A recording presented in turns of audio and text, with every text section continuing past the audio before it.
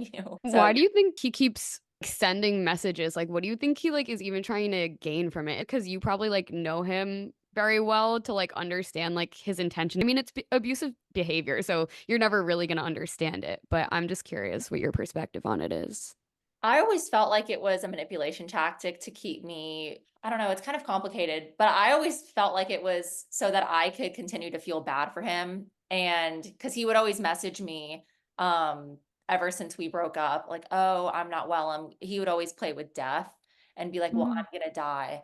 I'm not doing well. And there was one time I tried to get him help, and then he was like, not taking it, he would text my mom, "I'm not doing well, have Maya contact me," because I wouldn't respond, and it's just always the same cycle, Ugh. and every time that like, for example, when I announced my book, he did the same thing, he called my mom, I think I'm not gonna be around much longer," and Oh my God. and I don't play with death, so I'm like, "If you say this, I'm gonna try and help you no matter what you've done," and I think he took advantage of my family's kindness, and I was like, "If you wanna go back to rehab, I'll help you, even though, whatever," and, not that I ever wanted to be back with him, but he's still somebody's child, he's somebody's brother, like, if that were my brother, I would want someone to help him too, and so, Yeah.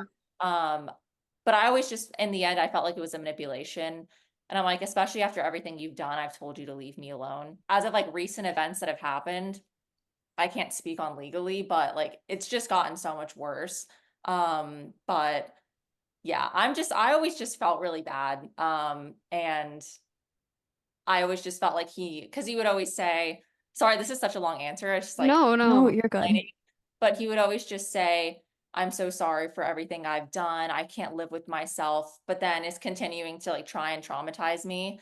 Um, Yeah. and so I always just felt like it was just like a whole manipulation to maybe keep me from not saying anything or keep me on his good side in a way. So Or yeah. keep you at like an arm's length. Yeah. Yeah. The messages telling you that he might die, like, that's, like, such a, like, low level of manipulation and Yeah. so terrifying because it's like you feel so responsible for this person, like, if something Mhm. happens, you're gonna feel really guilty about it, even though it's not your fault, like, you, Yeah. like, are Yeah. your own person, you don't have to take care of this human who, like, has traumatized you. So, that's, like, so messed up, I'm sorry you've had to Yeah, I experience remember that. when he first did that, I was like I was always like, I know the lifestyle he lives, and there is a Mhm. day where something bad is going to happen, so I would always be like, "Okay, he's saying these things, I have to help him because if I don't, I will never be able to live with myself if something does happen to him." Because as I said, he's a father, he has a family, like, I just want to help. And, Mm. um, I mean, up even until my book was coming out, even one of his friends was calling me and my mom being like, "Oh, this isn't a good time for him. I don't think you should put the book out. He's not doing well, and if something happens to him, not only are you gonna blame yourself, but the whole world's gonna blame you." And so I was like, just the fact that they just keep trying, I'm like, it is like you said, such a low fucking manipulation tactic. It's Mm. disturbing. Yeah. Well, then to like pin that also on like, oh, like the whole world's gonna be mad at you for Yeah. that. Like that's so fucked up. I They're did also like, obviously just, like, afraid of what, yeah. like, that will create for him, like, it's Yeah. definitely just fear. No, for Yeah. sure. I found that, yeah, it was very obvious. I was like, okay, now you're just fearful because you just don't want anyone to know what you're really like, and you just don't want to be held accountable. When your book had come out, was it the same day, I think, that he went to, like, Louis' show so that then everything, like, searched about him would be about that because obviously, like, the whole fandom's gonna, like, explode about him going to, like, one of the members' shows. When I was saying that his friend, called me and was like, "He's not doing well, don't put out the book." So, Hmm. he was saying he's not in a good space, all this stuff. I don't wanna say, like, too much about the situation, but just that he wasn't well, and so then when I saw him in Argentina, I'm like, "So he's not you were saying all these things about him not being well, but then he flies, like, 11 hours to Argentina to be at a concert." I'm like, "I know you did that on purpose." Like, Mm. it was so obvious. It made me so mad as people were like, "He's supporting Louis." I'm like, "No, he's trying to get himself out of shit." A lot of people were saying, well, you just now said it was about Liam. And I'm like, yeah, I also said that I've been doing, interviews and stuff about it. Also, people didn't want me on their podcast. People didn't want me on their interviews to say it was about Liam. Like, it was very much, that's too controversial. We don't want to touch that territory, which is understandable for legal reasons. But I have done interviews and then they just don't get printed because of, I don't know what's going on behind the scenes on his end. Hey yo, what's up guys? I'm glad that you're watching my channel. If at all this is your first time here, please kindly subscribe to HMTV and I will be glad. So, drama and drama. Now, the ex-girlfriend to Max Payne, that is Maya Henry, a model from Texas, addressed her former relationship with Payne in a TikTok less than a week before this guy actually passed away. So Liam Payne was struggling with issues related to his ex-fiancée, Maya Henry, in a period leading up to his death on October 16th at the age of 31 years.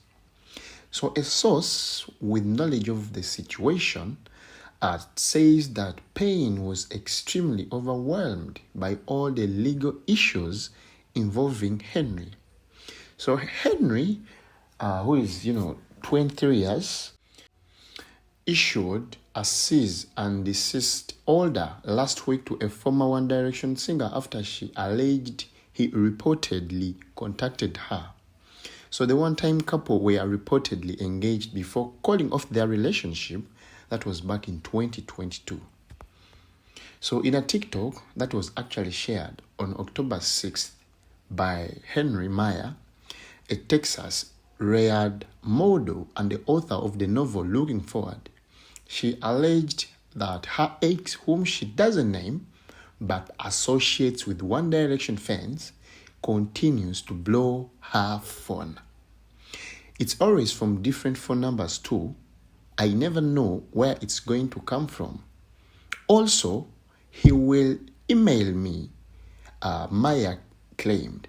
Not only me, but he will blow up my mom's phone. Is that a normal behavior to you? So also messaging my friends, she continued, I found out later so they could go over to his house, apparently. So she further alleged that Payne weaponized One Direction fans against her. He says that he preys on One Direction fans because they will always be loyal to him and they won't tell on him. So Payne died after following multiple stories at the hotel that is in Argentina, and the police, as I speak, is still investigating the cause of his death, and an autopsy will actually be performed. So that's the drama. So in the video, as you've seen actually, this lady was trying to explain to us how this guy was actually trying to manipulate her so that he could always keep her on his side. Like this guy could always call her, telling her that I'm going to kill myself. Things are tough on me. But here this guy was just manipulating, trying to play a victim and trying to maybe buy what you call a sympathy from Maya Henry. So that's it. Thank you so much for watching.